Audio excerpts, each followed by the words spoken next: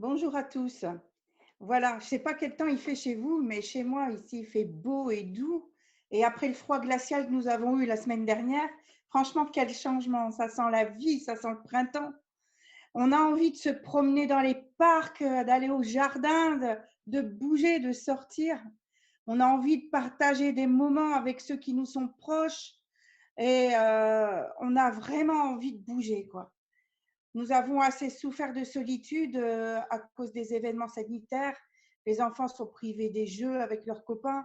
Les ados sont tentés de braver l'interdit pour entrer en contact avec leurs amis, pour continuer à s'amuser comme avant. Les repas familiaux sont réduits à leur plus simple expression. Les mariages reportés, les fêtes d'anniversaire en petit comité. L'Église n'a pas été épargnée. La semaine dernière, nous avons fait le point ensemble. Nous avons partagé ce besoin d'être en contact les uns avec les autres. D'accord, nous l'avons partagé par Zoom. Nous étions bien obligés, encore une fois. Bref, cette fichue épidémie a redistribué les cartes. C'était comme un grand boulet là qu'on jette dans nos quilles, dans les quilles de nos habitudes, et tout s'est écroulé, tout a été chamboulé. Et c'est aussi une période où on réfléchit beaucoup. Donc, avons-nous vraiment profité de nos proches quand nous le pouvions? euh, Au moins, on aura pris conscience de quelque chose. Nous avons besoin des relations avec les autres. Et je dirais mieux que nous avons besoin de relations vraies et profondes avec les autres. Alors c'est pour ça qu'aujourd'hui, je vous emmène faire un tour au jardin des origines, là où tout était simple et pur, et voyons quels enseignements nous pouvons en tirer. Alors, à la création, qu'est-ce qui s'est passé? Dans Genèse 2, 4 à 25, Dieu a créé le ciel et la terre, il a créé le sol, il a créé une brume qui enveloppait la terre et l'arrosait, il préparait le terrain pour l'homme en fait. Il a façonné l'homme avec la poussière de la terre, il lui a insufflé un souffle de vie dans ses narines, l'homme est devenu un être vivant. Il a créé un jardin. Dieu a créé un jardin en Éden, du côté de l'Est, et il y mit l'homme qu'il avait façonné. L'Éternel Dieu fit pousser du sol des arbres de toutes sortes, agréables à voir et porteurs de fruits bons à manger. Il fit pousser l'arbre de vie au milieu du jardin, ainsi que l'arbre de la connaissance du bien et du mal. Un fleuve sortait d'Éden pour arroser le jardin. Plus loin, l'Éternel Dieu prit l'homme, et le plaça dans le jardin pour qu'il le cultive et le garde. L'Éternel Dieu donna cet ordre à l'homme: tu pourras manger les fruits de tous les arbres du jardin, mais tu ne mangeras pas le fruit de l'arbre de la connaissance du bien et du mal, car le jour où tu en mangeras, tu mourras, c'est certain. L'Éternel Dieu dit: il n'est pas bon que l'homme soit seul, et là il a créé la femme. Il a donné la responsabilité à l'homme aussi de gérer la terre, de gérer le jardin, du moins. Il a donné la responsabilité à l'homme de nommer les animaux. Et donc, il y a eu la création de la femme tirée d'Adam. Et l'homme et la femme étaient tous les deux nus et ils n'en avaient pas honte. Voilà, le cadre est planté. Qu'apprend-on sur la vie, en fait, avant l'entrée du péché dans l'histoire? À quoi pouvait bien ressembler ce jardin d'Éden? Quand on lit la Bible, on a quelquefois besoin d'imagination. On a besoin de se rendre compte de ce que ça donnerait si on faisait un film, par exemple. En faisant des recherches, je suis tombée sur un extrait de livre de Carrie Joby, je ne sais pas trop comment on prononce son nom, qui a un ministère de louanges à Bethel. Et c'est un livre qui s'appelle, enfin je traduis, Le Jardin, le cœur de Dieu pour la relation avec vous. Et vous voyez qu'on a le droit de se servir de notre imagination pour comprendre le cœur de Dieu. Je lis. Imaginez, c'est une belle matinée. La lueur orange du soleil levant se peint à travers l'étendue du ciel, alors que vous vous éveillez à la vue magnifique, étendue sur un lit d'herbe douce et luxuriante. En arrière-plan, vous pouvez entendre l'eau d'une rivière qui coule, douce et rafraîchissante. Vous pouvez sentir la brise balayant le jardin, constante et réconfortante. Vous pouvez voir les fleurs et les arbres danser avec le vent, vous entourant de beauté. Vous pouvez entendre des pas familiers et sûrs. Vous pouvez entendre la chaleur, sentir la chaleur de son amour, alors qu'il ouvre ses bras, vous accueillant à un nouveau jour dans le jardin. J'adore penser à ce que ça a dû être dans le jardin d'Éden. Qu'Adam et Ève se réveillent tous les matins dans un tel endroit, marchant et parlant avec le Créateur du ciel et de la terre, m'étonne. Ça fait rêver. Le jardin d'Éden, donc, devait avoir été un lieu paradisiaque, il n'y a pas d'autre mot, au climat doux et tempéré. Pas besoin de pluie au début parce qu'il était arrosé par la brume venant de la terre.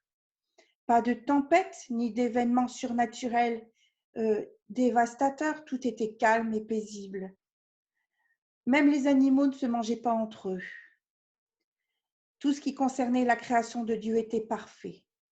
Après tout, Dieu l'avait déclaré très bon à la fin du 6e jour. Quand Dieu dit c'est très bon, cela veut dire c'est parfait, il n'y a aucun défaut. Par conséquent, le monde dans lequel Adam et Ève ont vécu, eh bien, était parfait, température parfaite, humidité parfaite, pas de maladie, pas d'être nuisible, et rien ne venait assombrir leur plaisir de connaître Dieu d'une manière parfaite, en toute intimité. Le paradis, quoi. Du point de vue des relations humaines, comment ça marchait? Adam et Ève ont vécu une vie d'innocence bienheureuse. Ils n'avaient jamais péché. Par conséquent, ils n'avaient ni culpabilité ni honte. C'était la vie telle que Dieu l'avait voulu. Aucun mortel depuis eux n'a eu un cœur et une conscience aussi clairs, sauf Jésus. C'est un modèle à imiter et un aperçu de ce qui nous attend à l'avenir. Adam et Ève jouissaient d'une relation parfaite avec Dieu et entre eux, leur relation était sans entrave puisqu'ils n'avaient pas encore connu le péché. Je vous parle de ça avant le péché. La Bible indique que Dieu marchait avec Adam et Ève dans le jardin. Genèse 3, 8. Est-ce qu'il avait pris une forme physique? Je ne sais pas. Ou est-ce que les yeux d'Adam et Ève étaient tellement purs qu'ils pouvaient voir Dieu? Je ne sais pas. Ça devait être formidable et épanouissant. Adam et Ève étaient les deux seules personnes sur Terre et ils ont été vraiment des êtres privilégiés. Ils vivaient en face à face avec Dieu. Ils se rencontraient, ils rencontraient Dieu et communiaient régulièrement avec lui. Une relation comme un père avec ses enfants et aussi comme entre amis, sans méfiance, en pleine confiance. Toute la relation entre les hommes et Dieu était basée sur l'amour et la confiance. Dieu n'a pas laissé Adam et Ève dans le jardin sans rien faire, hein. Ils ont eu de l'occupation. Leur routine quotidienne, c'était pour l'homme cultiver, garder le jardin. Comment dire, Ève devait être sa compagne, son aide. Et en fait, tout se faisait facilement dans ce jardin parce que comme le péché n'était pas encore entré dans l'histoire, eh bien, il n'y avait pas de mauvaises herbes, il n'y avait pas de ronces, il n'y avait pas d'orties pour vous piquer les mains. Et j'imagine Adam et Ève en train de de jardiner tous les deux en plaisantant, en rigolant, en mangeant des fruits sucrés. N'avait qu'à se baisser. Alors, les relations entre l'homme et Dieu étaient simples et pures, sans cachotterie, sans mauvaise pensée. Et les relations entre les humains étaient pareilles, simples, pures et sans arrière-pensée. Adam et Ève vivaient nus et n'en avaient pas honte. Ils se montraient tels qu'ils étaient. Ils ne connaissaient pas la honte, car pour avoir honte, il faut que notre conscience nous accuse. Et là, ils étaient purs. Donc, dans le jardin d'Éden, chacun était soi-même, tel qu'il avait été créé. Aucun jugement, aucune critique. C'était un état de confiance absolue. Confiance de l'homme envers Dieu, confiance entre l'homme et la femme. En général, on dira confiance entre les humains. C'était un échange d'amour bienveillant et réciproque entre les hommes et Dieu et entre l'homme et la femme. Alors, quel enseignement tirer de cette peinture idyllique du jardin d'Éden? L'entrée du péché dans le jardin, je dirais dans la vie des hommes, dans l'histoire, a jeté encore un grand boulet dans les quilles, il a tout redistribué. Et l'homme et la femme se sont laissés pervertir par le serpent. Ils ont dû en subir les conséquences. Ils ont pris conscience de leur nudité, ils ont pris honte, ils se sont cachés pour que Dieu ne les voie pas. Ils ont fait même la sourde oreille quand Dieu les a appelés pour se promener et discuter avec eux comme il le faisait tous les jours. Tout cela paraît absurde parce qu'en fait, Adam et Ève connaissaient Dieu et ils savaient qu'il est le Créateur tout-puissant et qu'il est omniscient, c'est-à-dire qu'il connaît absolument tout. Rien n'est caché à ses yeux. Mais Dieu a fait confiance en l'homme. Il est venu comme d'habitude au rendez-vous. Dieu vient toujours à notre rencontre. Et les relations entre les hommes ont été aussi faussées. Les accusations et le rejet de la faute sur l'autre sont entrés en scène. L'homme rejette la faute sur la femme. La femme rejette la faute sur le serpent. C'est pas moi, c'est l'autre. On connaît très bien cette formule. C'est très facile de rejeter sur l'autre. Les discordes entre les êtres humains alors ont commencé à arriver. Par la suite, la haine, la rancœur, la tristesse, qui ira jusqu'au meurtre d'ailleurs, au niveau des enfants d'Adam et Ève. Le bonheur primitif a disparu. Mais j'ai une bonne nouvelle. Tout n'est pas fichu. Il y a de l'espoir. Nous avons la possibilité de revenir au jardin. Pour ceux qui croient en Jésus-Christ comme leur sauveur, la Bible indique qu'un nouvel Éden comme celui-ci, comme celui d'avant la chute, nous attend. Quand on devient un disciple de Jésus, le cœur et la conscience, sont purifiés et redeviennent comme ceux du premier homme et de la première femme. Nous devenons de nouvelles créatures quand nous donnons notre vie à Jésus-Christ. C'est comme si nous étions réintégrés dans le jardin d'Éden. Nous avons la possibilité de retrouver la relation perdue avec Dieu par la prière. Nous pouvons passer du temps avec lui tous les jours.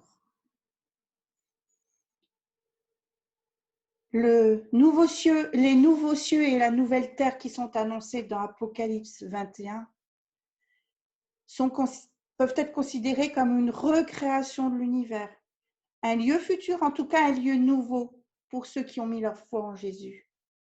Ce sera un nouvel Éden sans la présence ou le problème du péché. Mais dès maintenant,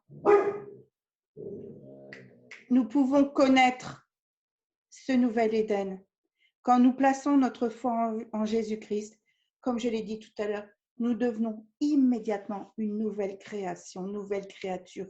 Le passé n'existe plus. Voici, toute chose est devenue nouvelle. comme dit Paul dans 2 Corinthiens 5, 17. Pas besoin d'attendre le retour de Jésus, nous pouvons déjà anticiper ce retour au jardin. Nous avons l'aide du Saint-Esprit pour nous guider, pour nous consoler, pour nous guérir, pour restaurer nos relations avec Dieu, mais nos relations entre nous aussi, pour guérir nos blessures relationnelles.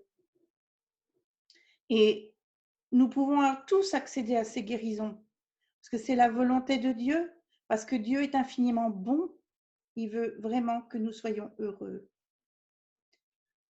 Les relations ainsi peuvent être assainies dans nos familles, avec nos amis, avec nos collègues, dans l'Église aussi.